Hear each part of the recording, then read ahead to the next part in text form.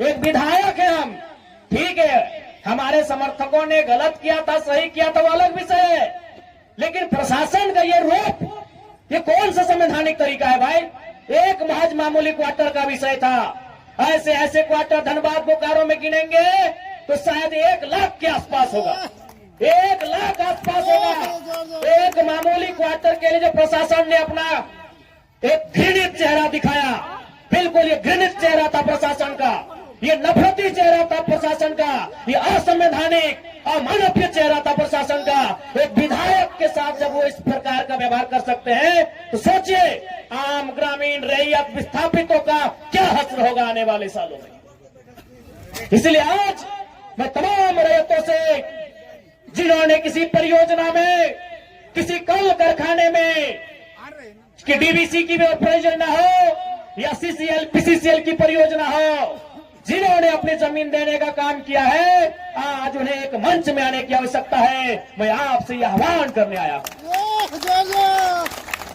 आज मैं एक विधायक हूं, एक 30 साल का युवा, एक सुनहरा सपना, एक सुनहरी जिंदगी हमारे सामने, लेकिन आज उस जिंदगी को ठोकर मार के हम कांटों की ताज को स्वीकार करते हैं। उस सुनहरी, उस मखमली जीवन को हम ठोकर मार के कांटों के रास्ते को चुन रहे हैं, जबकि आपको भी मालूम है हम माननीय हैं, फूलों का बिस्तर हमारा स्वागत करने के लिए तैयार है, लेकिन हम कांटों की राह चल रहे हैं। आज प्रत्येक दिन दर्जनों ठेकेदारों का फोन आता है, बैठेंगे विधायक जी, दर्जनों वीआईपी लोगों का फोन आता है, 2 मिनट बैठिए विधायक जी, और आपको भी मालूम है उनके साथ बैठेंगे तो क्या डील होगा, आपको भी मालूम है। करोड़ों में ना सही लाखों में तो डील जरूर होगा। यानी एक मखमली बिस्तर को हम ठोकर मार के कांटों के साथ चल रहे हैं। किसके लिए? झारखंड के वंचित आवाम के लिए हम चल रहे हैं। आज क्या कमी होगी, एक माननीय को क्या कमी हो सकती है भाई? हमें आवास मिलेगा, गाड़ी की सुविधा मिलेगी, टीए मिलेगा, हर प्रकार की सुविधा मिलेगी, भत्ता मिलेगा, हवाई यात्रा मिलेगा, रेलवे की यात्रा मिलेगी और लाखों रुपए की सैलरी मिलेगी। दरकिनार करते उस ऐशो आराम के जीवन को ठोकर मारते हुए हम आपके बीच विधायकी के साथ साथ अपनी जान को हथेली में लेके घूम रहे हैं। बताइए तो झारखंड के इतिहास में ऐसे आज के इस दौर में एक भी विधायक का नाम बताइए। अरे विधायकी तो छोड़िए, हम अपने जान को हथेली में लेके घूम रहे हैं। जिस दिन 2 बजे रात को हम बेरमा में आए, हमारी गाड़ी में हमारा एक भी अंगरक्षक नहीं था। वे लोग सोच चुके थे, हमने कहा कोई दिक्कत नहीं है। हमने केवल ड्राइवर को फोन किया, वो भी अपने ससुराल में थे, क्योंकि आपको भी मालूम है मेरे घर में इतना जगह नहीं है कि हम 4 लोगों को ठहरने के लिए बोल सके। बगल में हमारे एक मित्र का घर है, वहीं रात रहने के लिए हम जाते हैं, वो विधायक है। हमने तुरंत कहा कि अगर हम अपने अंगरक्षक को लेने के लिए जाएंगे तो शायद 10 से 15 मिनट का लेट होगा, उतना देर में हम कम से कम डुमरी की दूरी पार कर जाएंगे। 20 किलोमीटर हम 15 मिनट में सफर कर जाएंगे, इसलिए अंगरक्षक को सोने दीजिए, हम अकेले आएंगे। हम अपने जान को, अपने जीवन को हथेली में रख के चल रहे हैं। किस लिए?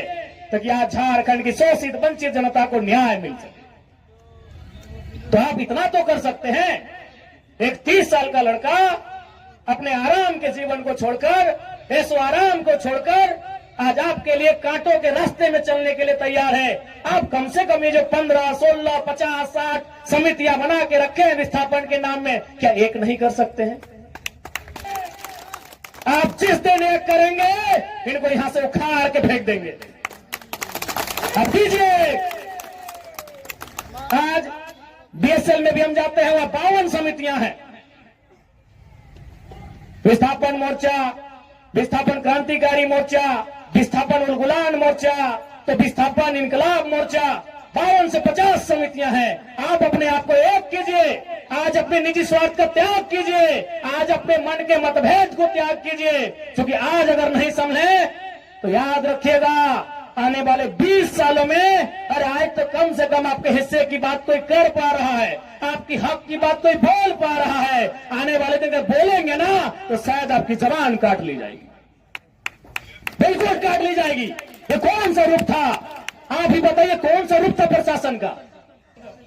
आज हो सके आज भी मेरी बातों को कुछ लोग तोड़ मोड़ के प्रस्तुत करेंगे कि विधायक के बोल सुनिए। अरे उनको नहीं मालूम है विस्थापन का दर्द क्या होता है।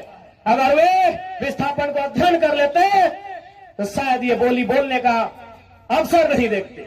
इसलिए आज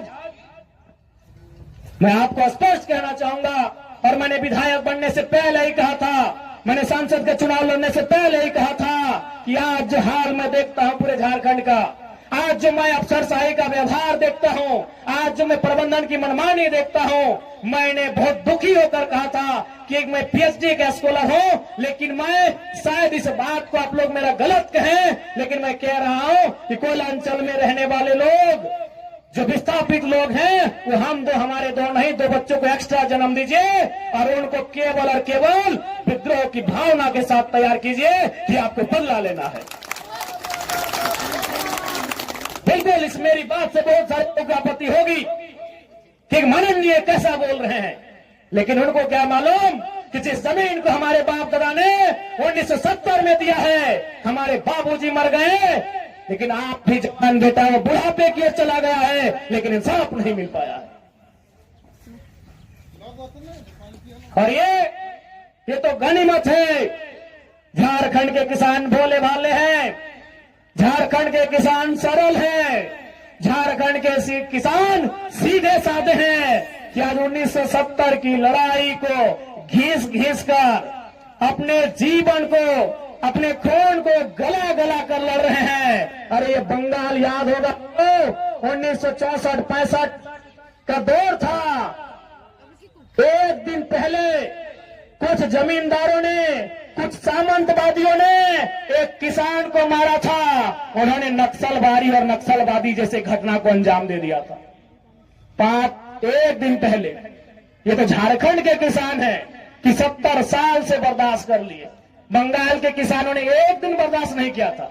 आज आप नक्सलवादी सुनते हैं ना, नक्सली नक्सली नक्सली, ये डिक्शनरी का वर्ड नहीं है। नक्सली कोई बुरा वर्ड नहीं है। नक्सली बुरा हो सकता है, नक्सली वर्ड बुरा वर्ड नहीं है। नक्सली एक्चुअल में वास्तव में बंगाल में दार्जिलिंग जो क्षेत्र है वहां एक गांव है, उसका नाम है नक्सलवाड़ी। नक्सली कोई डिक्शनरी का शब्द नहीं है जिसको हम लोग झारखंड में सुनते हैं नक्सली।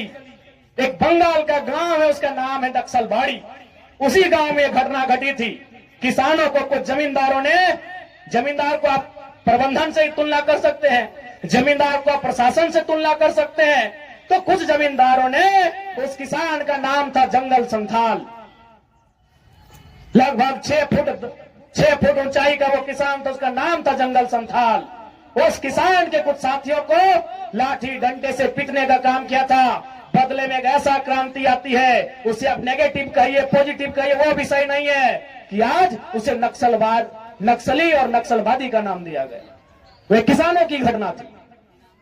अरे उसकी तुलना में तो झारखंड के लोग सीधे साधे भोले भाले लोग हैं।